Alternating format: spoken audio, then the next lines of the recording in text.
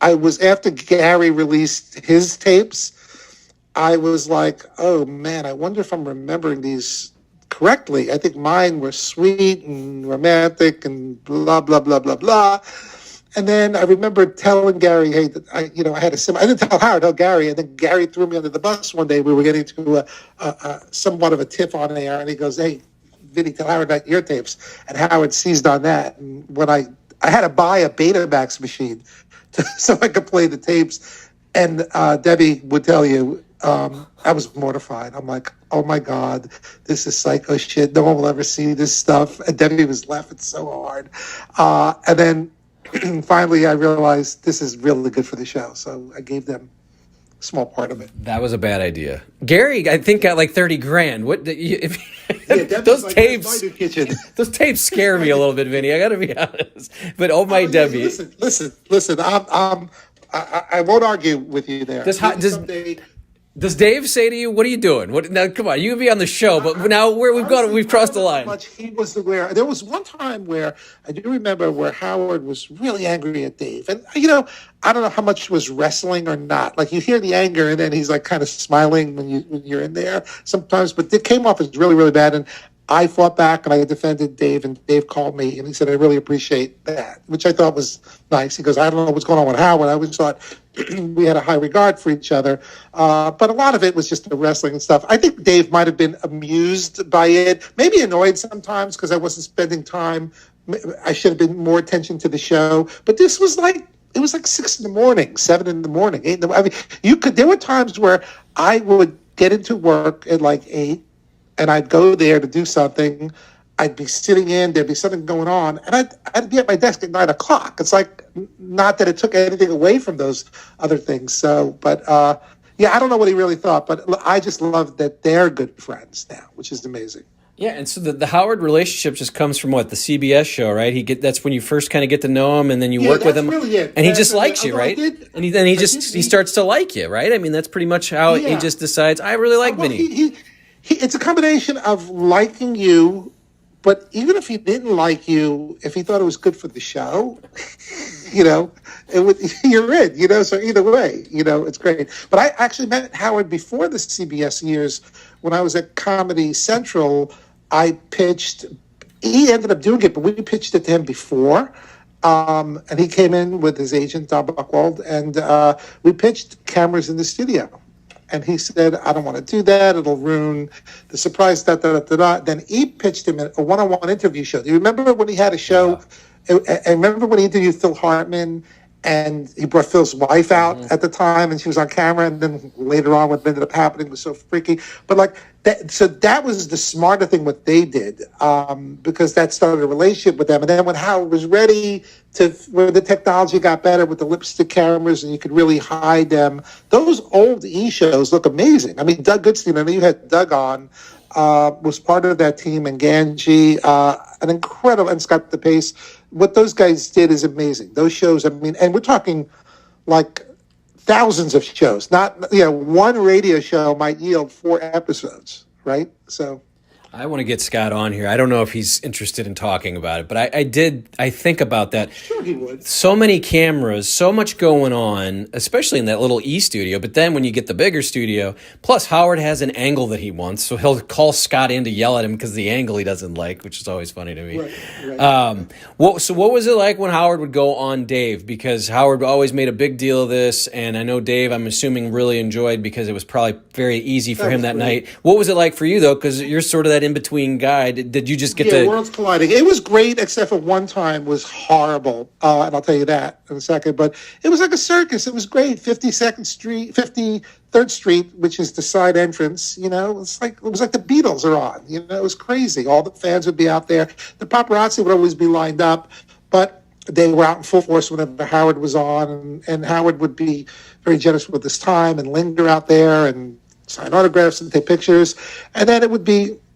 He never did a pre-interview, which is mandatory with most guests, so you never knew what was going to happen. So it was always great, and then afterwards, it was always like a high of, did I do good? You did great, all that kind of conversation. The one time, which was a nightmare, was when he was battling with my boss, Leslie Moonves, and it was really ugly, like really, really bad.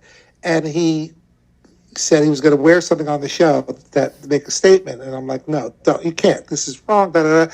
And I didn't get my way. And, he had on the shirt, like what it said, I hate, the picture of Leslie, I hate Leslie, that kind of thing. And Leslie took it in good stride. But that day wasn't fun. That wasn't a fun night.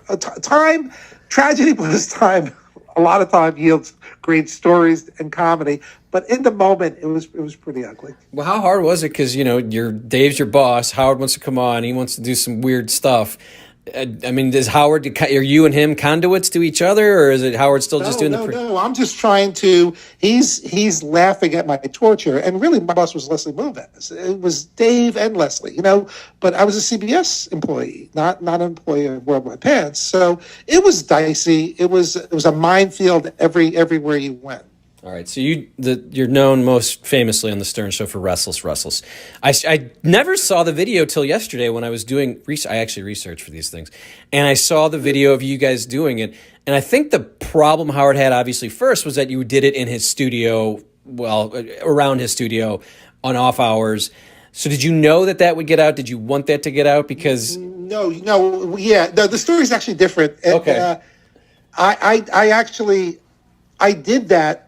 The original Restless was recorded at WNBC. Is this on the box set? The 4-box set of the Restless? Yeah. Tom and I were in my office, and Tom worked for actually worked for WNBC, and I worked for WYY, the FM. So we're on the same floor, and Tom and I were budding songwriters. So we had this song, and we recorded that demo like in '82, and then one day word got out at K-Rock, because Tom then was at K-Rock. He was the head of business affairs. He would sign their paychecks, and Tom's a great guy, and they would be like, do you know that Tom's very corporate, Tom and Vinnie write songs. They've written songs forever, like the idiot. Because we were playing them in the office one day, Tom and I, and then we said we should re-record that Restless one. So we recorded it, right? And then Howard was, I think, mock angry. I think he just loved the idea. It's like, what the fuck are you guys doing? And it was, again, a disaster that was made for great radio. Yeah. And normally on the contests that were had on the Stern Show, I'd always be like, oh, that's fixed. Like Winfred's job, like Gary. I know Richard and Sal did a great job, but the guys who won this contest, that song they put together, it's so good. And I sing the way they sing it. It's so... The country guy, right? Yeah, the restless. It's a great... Those guys should be. I mean, to do that with that song, and I'm sorry, Vinny. The song is funny, but for them to make that thing sound like that is amazing. Well, so here's the thing with that, which was incredible. They got over 1,000 entries, and the rules were very liberal. It's like all you have to do is use the words. Okay, so you could if you could find the melody or rhythm, great. We wrote it like a Ramones song, and there was one submission that was exactly the way we had it, and it's actually pretty damn fucking good. But anyway, these other people, they brought their brilliance. They, their musical skills, their talents, their vocals, their arrangements. And it was not fixed at all. We got over 1,000 entries, and then we did the show, and my buddy John Tita from Warner Chappell was one of the judges, and the 3 top ones, including, how about Robert Goulet? How great was that? How did they get him? Who, they just know him, or someone knew him, I guess? One of the, the show, the show didn't do it. It was like a fan, I think, but... Ernest Lupinacci is a guy who's a big fan of the show. Look, the Howard Stern show, some of the fans are like... really big deals, like rock stars and movie stars and directors and writers. And Ernest is one of those guys. Ernest is a great, he did a bunch of promos for ESPN. You might remember where Goulet sang them, doing Vegas-style arrangements. And being a big fan of the show, he was able to get Goulet and William Shatner to each do a version that he produced, that he oversaw. They did a great job. They trusted him. His is good too. I can sing his too. You wore your purple dress into a Voljuice. Did you see me get into a fight with him though? I was like, you got the lyrics all wrong. Like, the guy is down. She left him, but you make it sound like, hey, bring out the next one. I mean, it's funny because all of them were great, but yeah. How many times were you on the show? Like just even via call-ins, or how many times did you go in? Can you think of how many? Yeah. Hundreds. I mean, yeah, just a lot. It was over a long period of time. The last time I was on was when Howard let me come on to promote the primetime special that I produced on Letterman's final week. And that was great. That was nice. Howard was very generous with his time. And, the show evolves. There's a lot of guests that were on back in the day that aren't on anymore. It's a different atmosphere now. So, but the guys, everyone that works here is fantastic. Gary and John, Richard and Sal, Benji's, love him. They're great guys. Yeah. So moving into the Letterman years, in '96, you show up there, and that was a volatile time, as you mentioned. I mean, if fans of Dave, Rob Burnett had been there forever, or I'm sorry, Robert Morton had been there forever, and he moves on, and then Burnett. Tell me a little bit about how hard it was, because it wasn't this is now Jay, I think, starts winning right around here too. So it's like this is kind of some nasty stuff you're kind of getting in, right? I mean, was it like that, or? The tide turned. Well, the tide turned. We went from being number one to, you remember, it was just like right out of the gate. It was big, but there were so many things that happened behind the scenes that people aren't aware of that made it harder for Dave and easier for Jay to be number one. CBS lost football. You're a sports guy. They lost the NFL package. Right. That was one of the main reasons that Dave went there. He was wooed. Listen, you're going to come. We're going to promote the hell out of you. This is before me, but that was what the pitch was. You're going to be on CBS. We're going to have the games on the weekends. We're going to promote who you're doing. It's going to be great. And then what happens? Fox outbids CBS. They lose football, and suddenly, like, CBS was losing affiliates in Detroit. The CBS affiliate switched to Fox, and CBS had to buy a UHF channel, and those things are. It sounds hokey. You would think, well, as long as he's on, people find him. No, it doesn't work that way. And back then, some cable companies didn't carry channel 58 or whatever. I mean, like you. Yeah, there was a lot of stuff. So that led to the downfall. That was a big part of it. And then NBC, the must-see TV Thursday night, the juggernaut. Ironically, Friends and ER were shows that were developed by Leslie Moonves because he was the head of Warner Brothers Studios. They sold those shows to NBC. Kudos to NBC for buying them, but they were developed by Leslie's team. And then Leslie had left to come to CBS, and it was, and then on the CBS side of it, Dave had no lead in. It was, before Leslie got there. I was there at the same time Leslie got there. It was Murder, She Wrote. And Diagnosis Murder. This wasn't CSI. This wasn't Survivor. It wasn't all the cool shows that eventually Leslie brought on. It was all these old shows. And it was tumbleweeds. It was really, really bad. And then, Morty was fired and Rob took over. And I walk in there and I was so over my head. I didn't know, I didn't realize that, you just have to let people vent sometimes. Their frustration was palpable. And a lot of times they would, complain to me about everything. And I was like, oh, shit, I'm the guy that's got to do something about it. And I would often go to Mitch or Leslie. And I realized, you know what, I got to do this myself. I can't go I got to figure these things out. And I did. It took me a couple of years to really get good at my job and navigate those waters. But it was really frustrating. It was frustrating for me personally, knowing we have the funniest show. It's clearly the best show in late night, hands down. And that's not even a knock at Jay. Jay was doing a commercial show, a long monologue, and Dancing Itos and all that.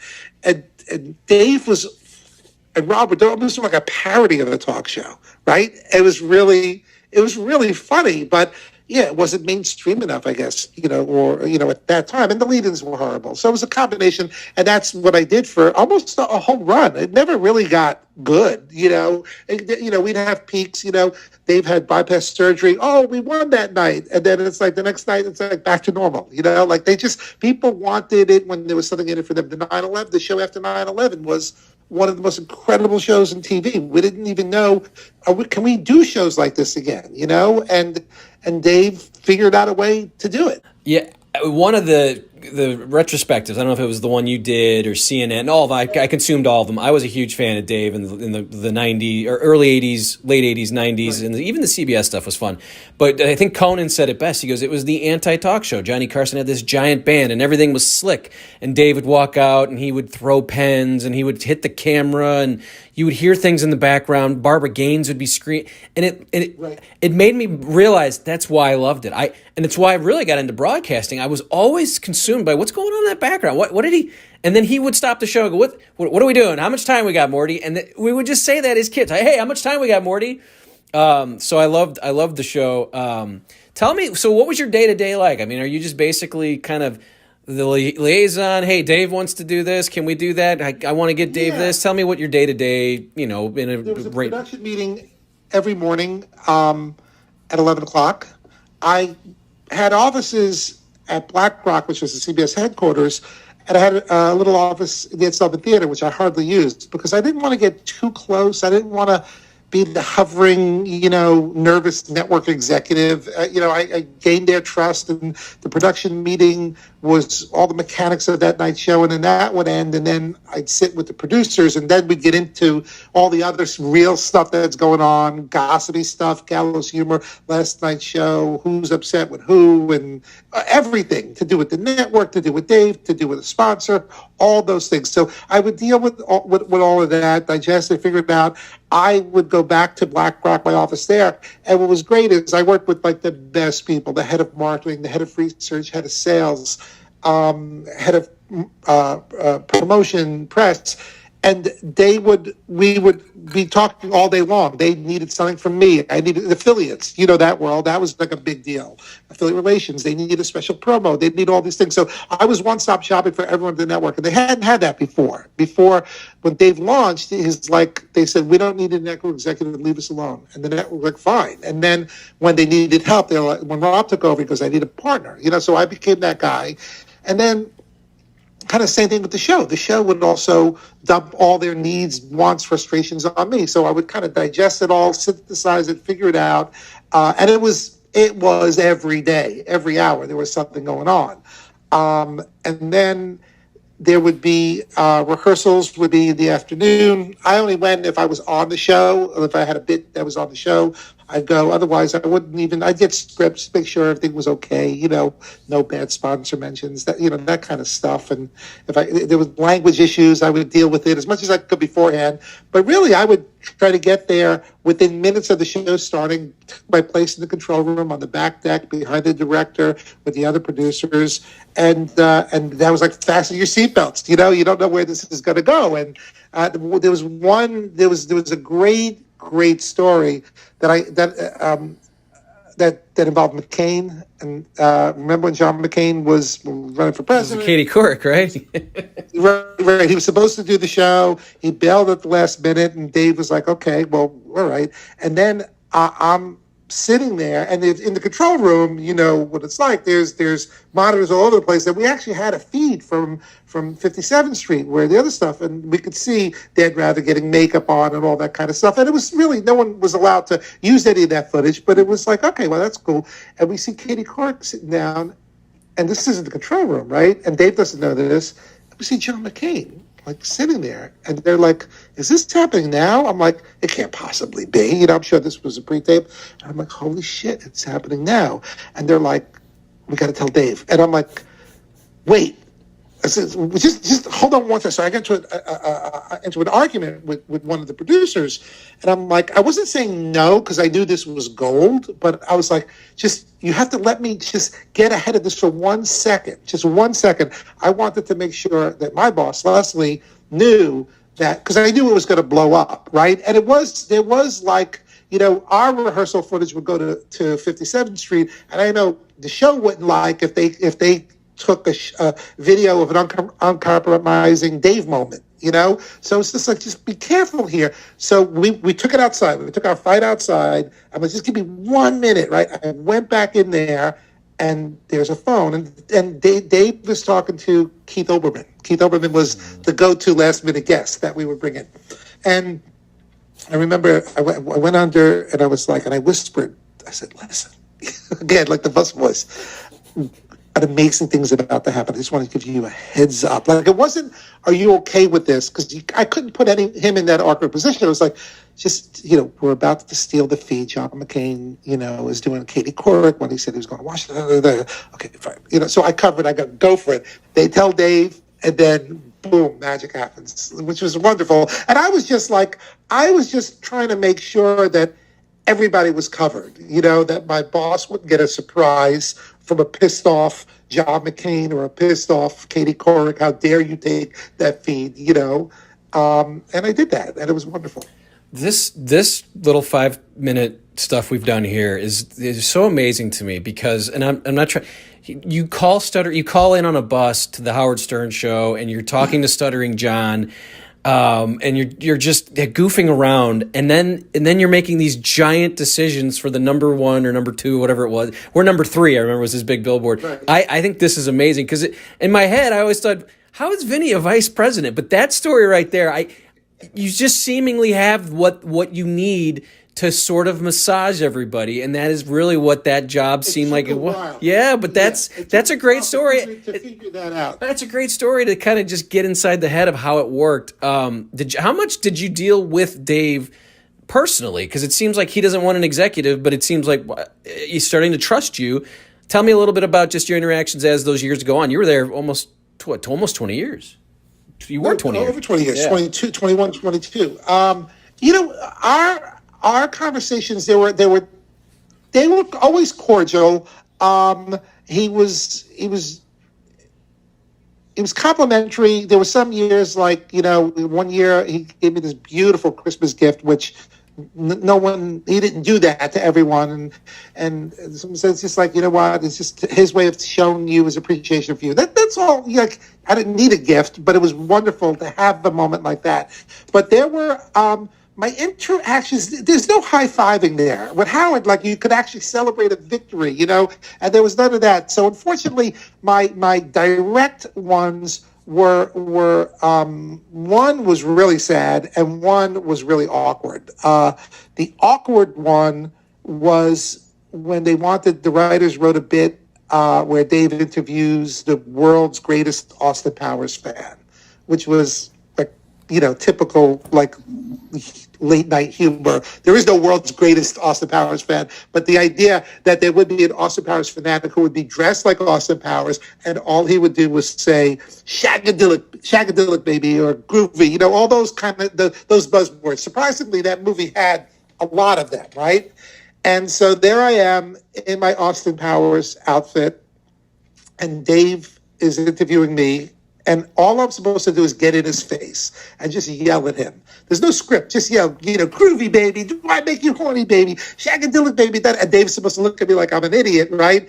And we did it a dozen times. And I have a tape of this. It's pretty funny. We did it a dozen times, and it wasn't working. And Dave was like, Vinnie, it's not you. It's just like, this is inherently, like, I get a Star Wars fanatic, whatever. I don't get this. But during the down times, he was pumping me for information. So tell me what you really think of your boss. Tell me what you really think of. And he was serious, And I'm like, I can't. My mic is hot. It's going out throughout the whole building. So that was it was awkward and funny. The sad one was he was just really raging. This is after the heart surgery. And he was understandably upset every time the show would be delayed. And I think the show was being delayed because of a Survivor premiere. Survivor had become this monster show, and it was delaying him. And I found out last minute, and he found out, and he called me. He was screaming at me, really upset. And I made the mistake of sighing, as if, like, I'm sorry, I feel horrible. And he was like, oh, am I exasperating you? Like, he took it the wrong way, and he hung up on me. And then I called back, and I said, that's not it at all. And I went up, and they wanted me to come up, and we had a real good heart-to-heart about ratings and that kind of stuff, where I was trying to explain to him that they're not as important as you'd think, because, the advertisers loved him, because the show was an iconic show. And unfortunately, it was pre-internet, because so many things, the show, like, more people talked about Letterman the next day than Leto the next day. But more people watched Leto, But Letterman was doing the memorable stuff because he had great writers and great producers. And So that was like, we tried to come to a meeting of the minds there where it's not as bad as you think it is. But other than that, it was just like, really, there was a distance between him and a lot of people on his staff. And I think that was just his way, which is to get into the game mode every night. I do want to back up on the late night wars, but the things you're just talking about, I'm interested about that end where he does announce his retirement and then he gets a full year. I know just by reading, I've read about him, I know about him, I know he doesn't like people heaping praise on him and telling him how great he is, and I know he's self-effacing and he thinks everything he does is not funny, whatever. But it was almost like a funeral to see all these people come out and talk great about you, and the Conans and the Jon Stewarts, and to realize that, at the end of his career, he literally did launch this whole new, basically how Johnny did with others. Did he get to finally give himself a pat on the back? Not a pat on the back, but did he, at the end of this, because those last 6 weeks, there's a book about it, and I've interviewed that guy. Yeah. Did he finally go, okay, I feel pretty good that this career ended the way it did, whatever that career, the late night thing, and that there is an appreciation of what I did, and maybe some of the stuff, maybe this will live on. Did he get a chance to actually feel, I don't know if you talked about with you, but did you get that sense that he was like, okay, especially that last show? I mean, the 10 biggest freaking names of comedy are out there. It was amazing, right? And the shows leading up to it, I couldn't answer that. That would really be for him to say. Get him on the phone. Let's go. Come on. I've been trying for years. Dave, can you get on it? Do you have his number?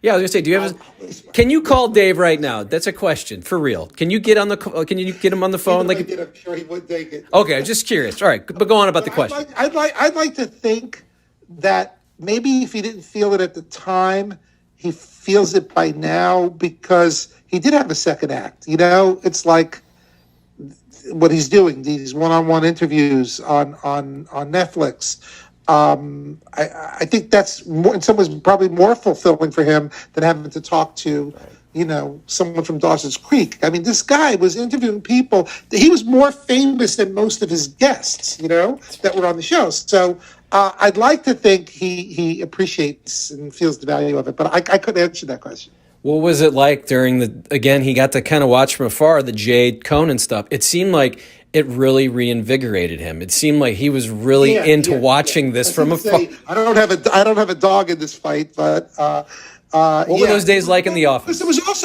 was because it was, again, NBC. I think his problems were, from just reading the Bill Carter book, it was the mistakes that NBC made and the way they treated Dave, and they were making those same mistakes again with Jay. I mean, how do you tell Jay Leno 5 years? They just signed Jay Leno to a 5-year extension, right?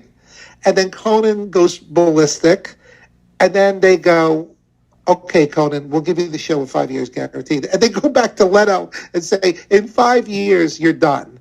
And he's the number one show who was only going to get bigger. And I was going to myself, I was like, oh my God, as we get closer to the end of his contract, are they going to really, who gives 5 years notice? And then I think they realized they made a big mistake, even though Conan is great, but they made a mistake in trying to, replace, Conan. Dave, when Dave came to CBS, he was replacing Pat Sajak. There was like nothing there, Dave created that franchise, 11:30, for CBS. They were very careless, and it wasn't fair to Conan. I don't think it was fair to Jay. And I think you're right. I think Dave really was like, great, I could fight them through these guys by proxy. There's so many great moments, and then you did put together the tribute show that kind of aired that was great, but that was stressful because the show didn't want that. They wanted to go out on their own terms. They were doing great packages every night, but I'm like, we're near the end here, and it's not like we're killing in the ratings every night. We need to grab America by the throat and say, this genius, this TV legend, this iconic figure is going off the air. Look what you're going to miss. And I'm very proud of that show that we put together. I did that with Susan Zirinsky from CBS, who now heads up CBS News. But we produced that together with no consultation on the show because they didn't want it. They fought us on it. They really fought us on it. But ultimately, Dave let it happen. And he sent me a beautiful note after it aired. I was very proud of it. I wanted to include as much NBC footage as possible. And they were very wary. They were like, we don't trust that you might take dumps on Jay. It's like, no, it's not about that. It's but I was really proud of that. That was a great. We won the night. It helped CBS win sweeps that season. And I thought it was a great wake-up call for like America to say we should really tune in these last week. Yeah. Well, and it's a weird thing. I just remember when all this buildup happened, and I remember, watching that last show. I don't know how a show can make you emotional, and my wife gets mad at me. I don't get emotional. I don't cry. I don't do. But man, I love the Foo Fighters. I watched that thing over. I still watch it, and I just remember thinking, this is the end of my childhood. I mean, I was 40 at the time, or however old but I was like, that is literally, my childhood and my adolescence, and just the funniest guy, the way he did TV, because Jimmy Fallon's great. I don't even, who else is out there? Stephen Colbert, whatever. But this Dave thing was so sad to me. That I knew that it was just going to be the end of that era, and it clearly is. I mean, you just don't have. I mean, he literally basically branched from when you had 3 channels to 1,000 channels. So that's my little soliloquy. Yeah, you're right. It's like 30 years. How old are you? You said you're in your 40s. Whatever. That's most of your life. From 1982. So he's up there with, for your demographic, REM and U2. And, if you could do a music analogy, he's those guys. And if you're going to do a TV analogy, he's Miami Vice. He's Friends. He was the iconic show of all those decades. Yeah, I tried to get, and I might try it again. I didn't try hard enough. Barbara Gaines and Bill Schuft. I tried to get them to join me here. Oh, you would love them. They're great. And I'm going to work them over because they did reply to me on Twitter, but I couldn't get them to. And I love Barbara. I remember Barbara from her days, so maybe we'll work together on that and see what we can do. They were a lot closer to the action than I ever was, so they could share great stories. And then hopefully they were making the show. Yeah, I would love to just get their intel. So yeah, I was talking about that show. You worked there for pretty much the duration of the CBS show. Can you narrow down 3 favorite moments? I know we talked about some of the music that you did live on Letterman, but do you have? Everyone obviously remembers Bieber coming out and trying to scratch the thing, or Paris Hilton, and it really showed him kind of working both, being the funny guy with the young group. But do you have any? Right. And then obviously the River Phoenix or Joaquin Phoenix, not River. The Joaquin Phoenix. That's the thing that I like about Joaquin Phoenix that most people probably don't know is the second appearance when he returned. That was one of my favorites because there was a lot of behind the scenes stuff. Like, everybody was pissed. Not that he did what he did. That was performance art. That was great. But they had a camera crew backstage shooting all that because they were doing a documentary. I don't know if you remember that. And the and the show tried to stop them from using clips from the appearance in the documentary. And they weren't going to let them use like a minute, like fair usage. And they used maybe almost like the whole thing.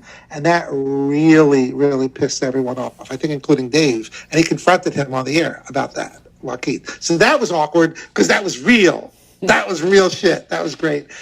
So that was a moment. Justin Bieber talking about the Sistine Chapel, to the Sistine Chapel, which was really awkward and funny. There were some moments that predate me there. Remember when Sean Connery entered with the jetpack? Mm-hmm. Like, some of the entrances were amazing. But in my time there, there was so many shows, and there was so many moments where it just felt like, even when the show was not doing well, because the comedy wasn't working and the audience wasn't laughing, Dave would turn to Paul. The audience had no idea he was making fun of them or criticizing them. And he had just did a joke and there was nothing. And he goes to Paul, "Don't you love these moments here with just the crickets out and, the night is just so quiet?" It's like, I love that stuff. It lives on in YouTube. All I can say is, so I'm sure I'm leaving some out, but there's a lot of great moments. Yeah, and it was my mecca to get to see that live. I said back then, I went once. Steve Martin was on. I don't know if Oh, that's good. Yeah, I can't remember if he played the banjo, but it was like a freezing. How about Steve and Dave's Gay Vacation? I don't remember that one. I don't know. Remote. That was funny. Yeah. But Steve Martin was great because he always had to come up with. I love the guys that always had to come up with something. Like, we're not just coming out. A lot of work into it. Yeah. I think Dave appreciated that. Him and Tom Hanks and Martin Short, and not because of their stardom, but because the work that they did into it to make it fun for Dave. Even Howard. Howard would always do something different. So how hard is it then when the new show comes along? You get to work I mean, it's like a new job, right? I mean, this is the same job you have, but now it's a totally new host. And what was it like? It was hard. I was missing Dave. It was weird because, like, overnight, I had been there 22 years, and then I was the new guy because a whole new group of people came in. It's not like we were building the show from scratch. They had a very successful show, Comedy Central, and they came in, and I'm like, wow, this is like so. I was like a ghost that was still living there, and it was tough. It wasn't easy. But I don't miss that. I miss Dave. I miss that era. That was it for me, and I think for a lot of people on late night. Yeah. Well, again, I mean, it's not appointment television. It has nothing to do with. I don't think whoever came in. I don't think I'd ever watch it. I don't know who would make me watch. I got to go see what he did tonight. So it's right.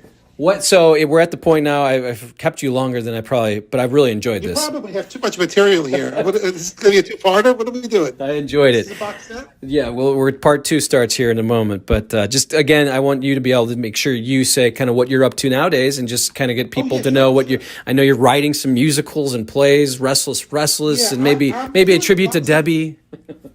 Yeah. Oh, Debbie. It seems like my whole career is in whispering. And it's cringy. It's just like. Hello, my Debbie. All right, what are you doing? Let's stop there. I am. Oh, Brad. What are you wearing? Brad, are you wearing underwear? Are you wearing tighty whities? Oh, Brad. This is disgusting.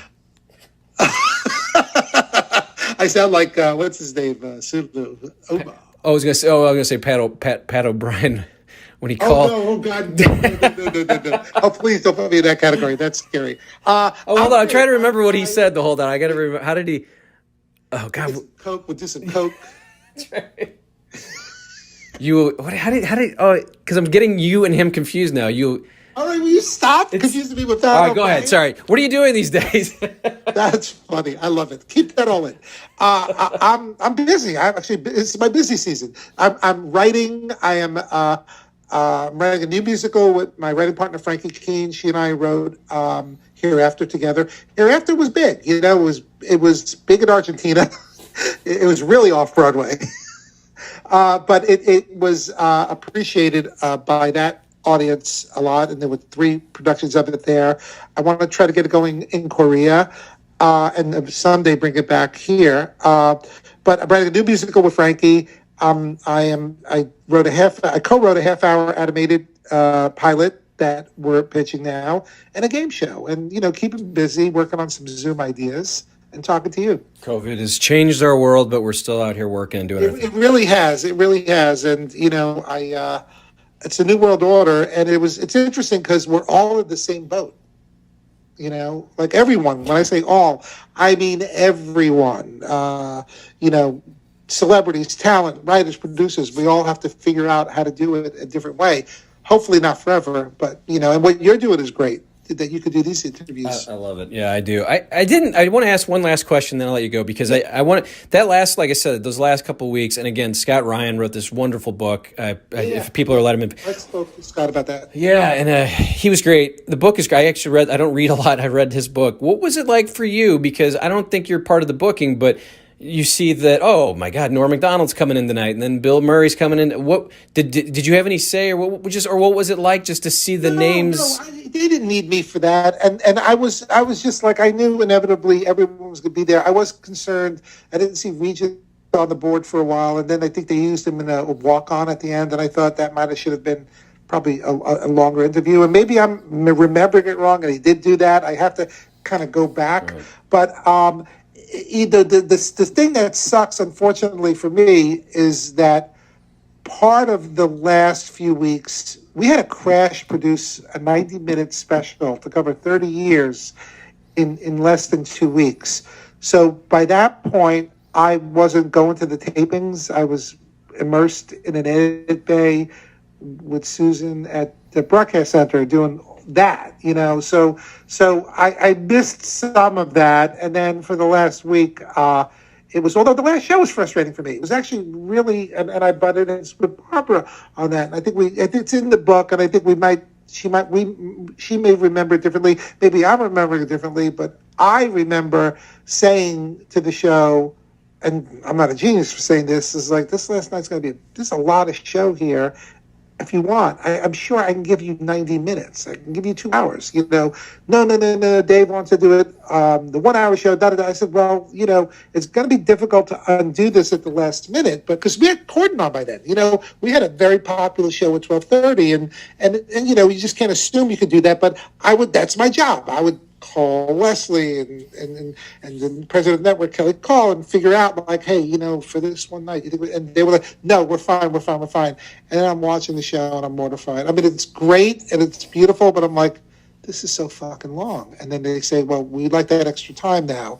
And I'm like, well, now, it wasn't even I told you so. It was like, okay, so this is supposed to be like the end. We should be backslapping each other. And it took me over an hour to figure out. I had to call the West Coast. I had to find out how long over they were. And I'm doing this from the theater, and they're already starting to dismantle the theater. And I remember Debbie was there, and she was emotional. She's like, do we have to, can't we do this outside? Because this is very depressing. I mean, they were literally, thankfully, I think they preserved the important things for Dave, the desk and Paul, but all that backdrop stuff, just, taking it apart. It's like it never, all this magic that you remember, right? You beautiful, Julia Louis-Dreyfus and Simon, fucking gone. It was like within an hour, they're dismantling this, and I'm arguing with Barbara, and I'm, working with the West Coast to get the extra time. Oh, I lost you there. I didn't even go to the after party. I was just so pissed. I was just like, this is so... Thanks for bringing that up, Brad. It was a horrible memory. It was good for you, and it's only good when I think about it on Google, on YouTube as the product. But it was the perfect way to end it for me too, because that was the epitome of when you get wouldn't be easy. How they make the magic, right. But I love them all. They're great. Barbara did an amazing job, and the director Jerry Foley, and they were just all an incredible team. It wasn't just Dave. Yeah. It went really deep, from the bookings of the show, from the writing of the show, from the producers of the show. It was just you'll never see. It was like the 27 Yankees. You'll never see a group like that together in front or behind the camera ever again, I don't think. Yeah, I remember a friend of mine telling me he knew that this thing was going to last longer. He's like, check your DVR, because it's not going to catch the end, and you got to see the end.